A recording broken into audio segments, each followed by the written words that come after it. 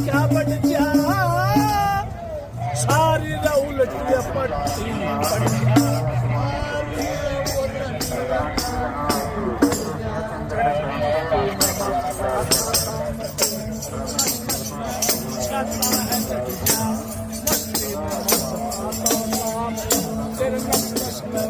छाता है केड़ा पाछे पछताता है बड़ देर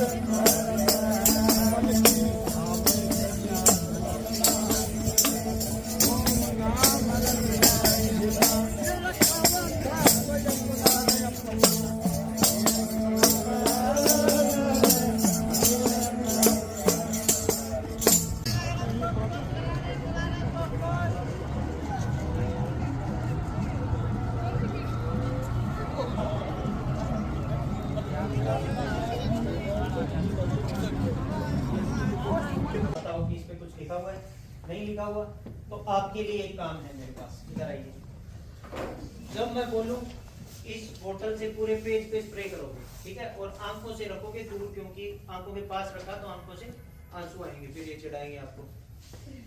आगे हो जाओ, थोड़ा आगे हो जाओ, बिल्कुल इसके पास रख के स्प्रे करना है। पूरे पेज पे करो, आप इस पेज को देखते रहिए। करो, इधर भी करो। अभी कुछ लिखा हुआ दिखाई दिया? अब हमने कोई मार्कर या कोई ऐसे पेन पेंसिल कुछ लेके लिखा तो नहीं है, केवल लिक्विड डाला है, जिस वजह से हमें यहाँ लिखा हुआ दिखाई दिया। केमिकल डाला यानी केमिकल रिएक्शन हुआ होगा। अब की जितनी भी चीजें हैं उसके सरफेस पे जो भी चीज है उनको धरती अपने सेंटर की तरफ खींचता है, जिसे हम कहते हैं गुरुत्वाकर्षण। यानी हम अगर इस लकड़ी के टुकड़े को यहाँ से छोड़ेंगे तो ये नीचे गिरेगा, क्योंकि धरती इसको खींच रहा है। तो हम एक बात बोल सकते हैं कि कोई भी चीज ज्यादा हाइट से कम हाइट की तरफ मूव करती है।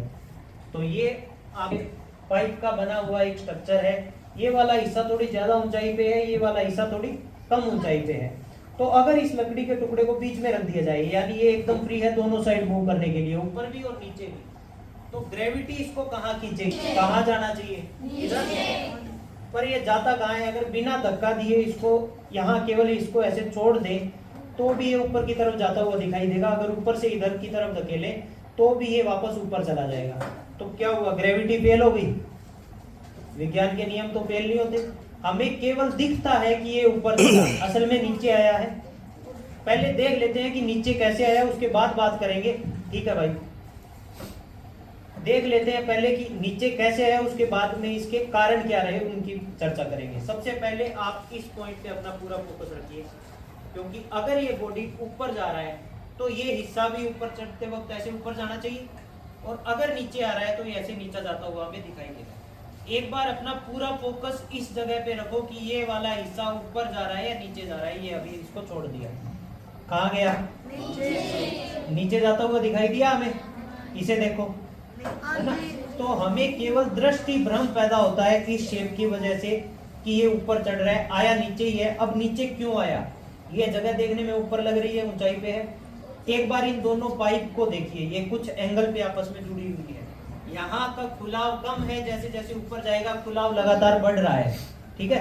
खुलाव बढ़ेगा तो इस बॉडी को जब हम यहाँ रखेंगे नीचे वाले हिस्से में, तो खुलाव कम, यानी ये लिफ्ट होगा बिल्कुल नीचे से यहाँ से। जैसे जैसे खुलाव बढ़ेगा इसके, अब ये बोतल इसी के ऊपर फ्लोट करता रहता है, आगे पीछे कहीं भी जाऊंगा ये मेरे साथ चलेगा। चलो आप लोग कह लो बीच में क्या बड़ी बात है जी, नीचे से तेज हवा आ रही है, इसको उड़ाएगी ऊपर की तरफ। चलो मान लेते हैं उड़ाएगी। यहाँ अगर मैं ऑन करूँ हवा को, तो एक बार उठने के बाद इसको कहीं भी गिर जाना चाहिए, है ना? यहाँ तेज स्पीड है तो उठ जाना चाहिए यहाँ से।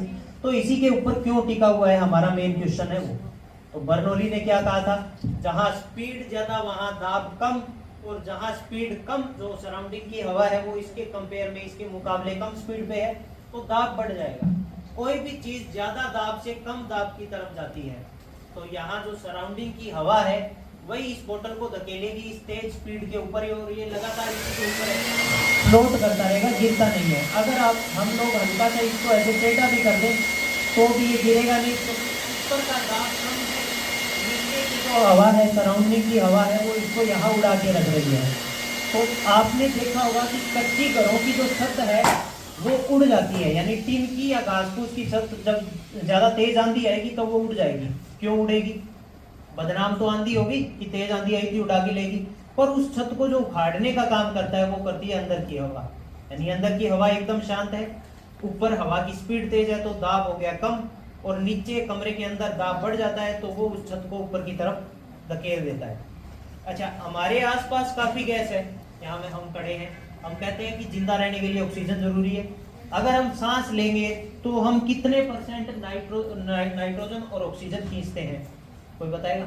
सबसे ज्यादा अमाउंट में पाई जाने वाली गैस है नाइट्रोजन, 78%। उसके बाद 20% में होती है ऑक्सीजन।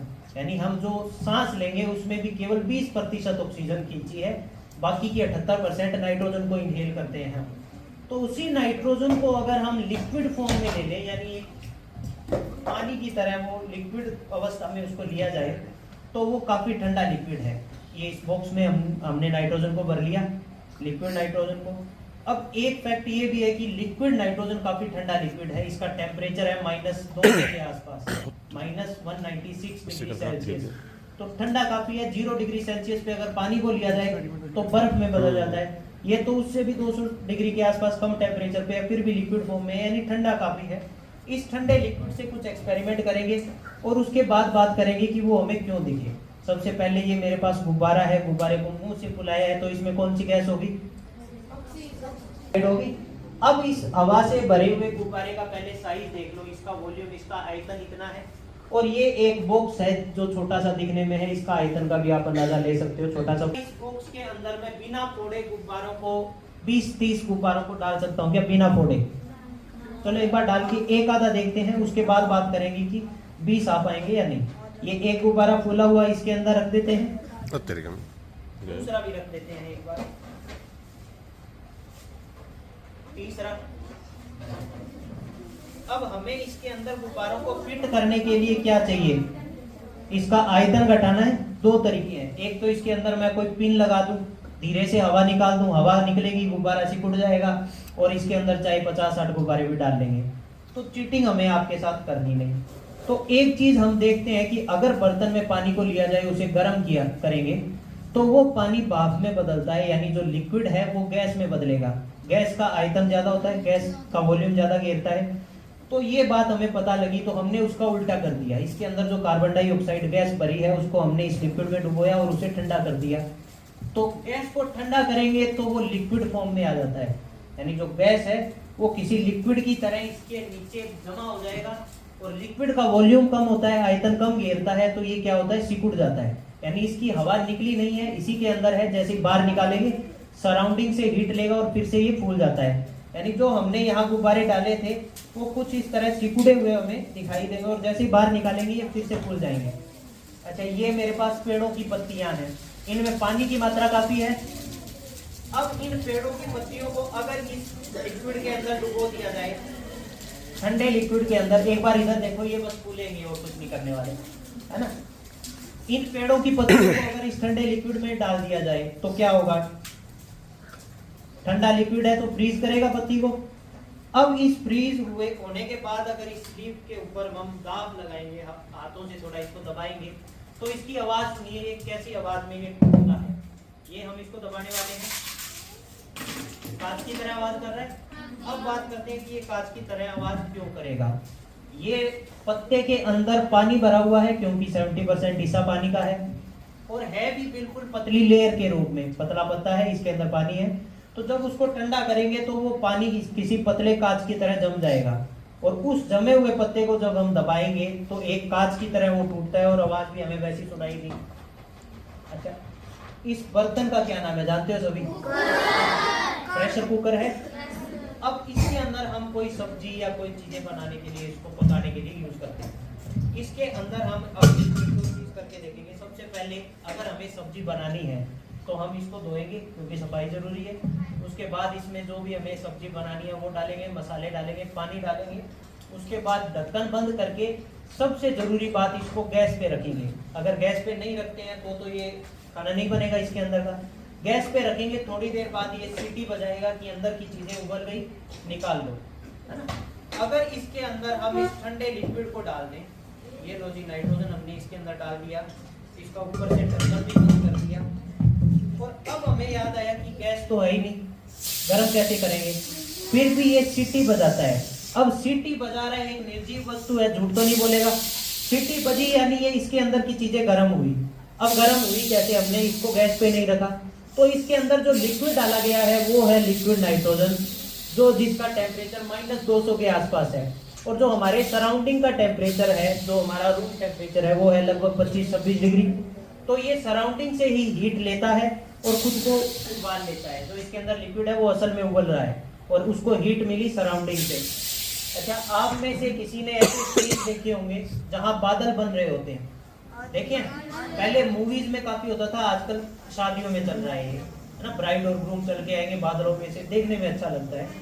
तो कभी सोचा कि वहाँ यूज क्या कर रहे हैं वो? ऐसा तो है नहीं कि स्टेज को उठा के बादलों में ले गए, कुछ तो साइंस की चीजों का यूज किया होगा। तो दो चीजों से बादल बनाए जा सकते हैं, एक तो ड्राई आइस, दूसरा आइस लिक्विड से, लिक्विड नाइट्रोजन से। तो नाइट्रोजन हमारे पास है, इसी से एक बार बना के देख लेते हैं। ये मैं ले रहा हूँ गर्म पानी, उबलता हुआ पानी, इसके अंदर ये पानी डाल दिया। इसकी भाप से आप अंदाजा लगा सकते हो कि ये उबल रहा है, इसका टेम्परेचर लगभग 60-65 डिग्री सेल्सियस है।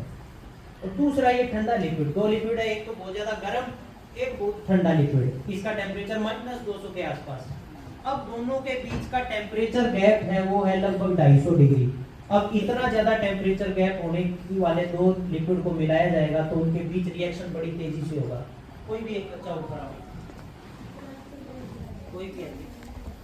अच्छा, मैं इस लिक्विड को इसके अंदर डालने वाला हूँ, हमें बादल बनते हुए दिखाई देंगे। आप इस बादल के ऊपर ऐसे हाथ घुमा के देखिए कि ये बादल ठंडे हैं या गर्म? ठंडे हैं। तो ठंडी चीज हमने क्या यूज की थी? नाइट्रोजन।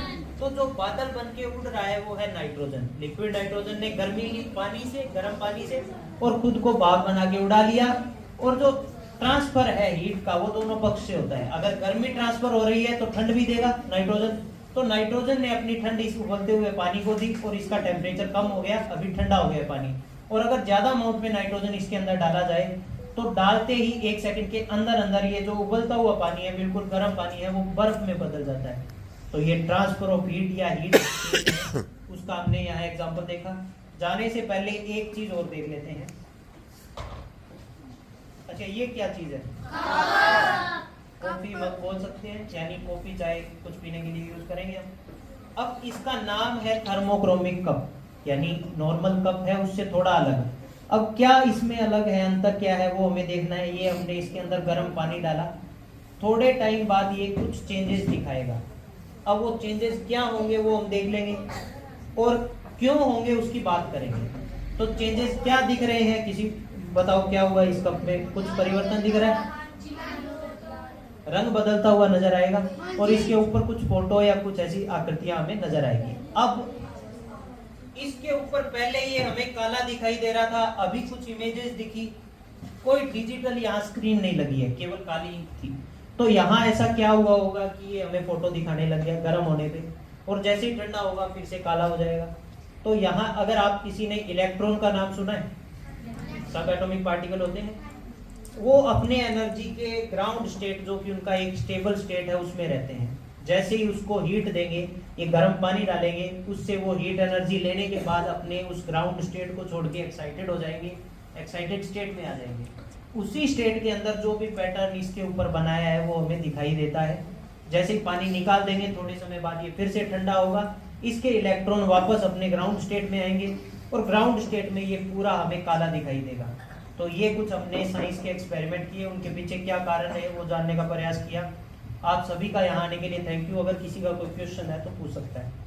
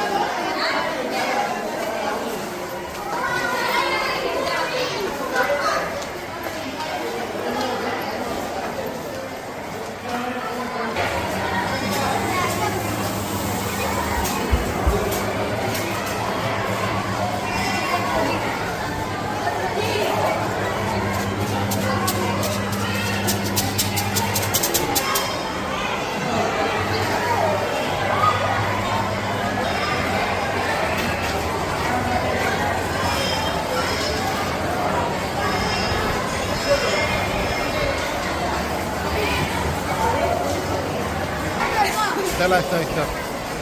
बोने हो गए, देख बोने हो गए ना, फिर लंबे हो गए।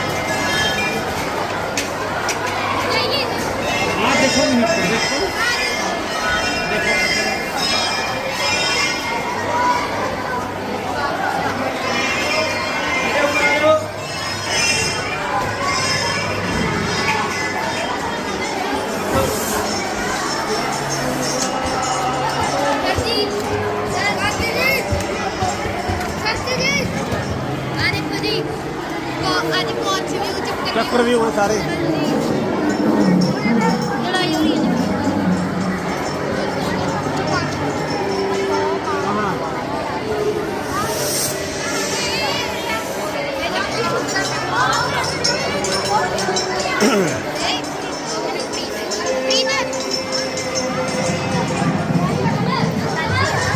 और है जी आप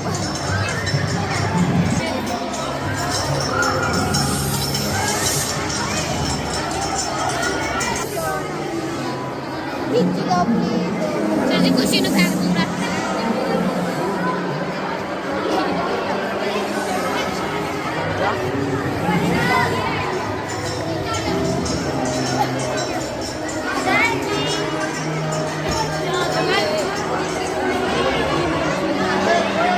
दो पॉइंट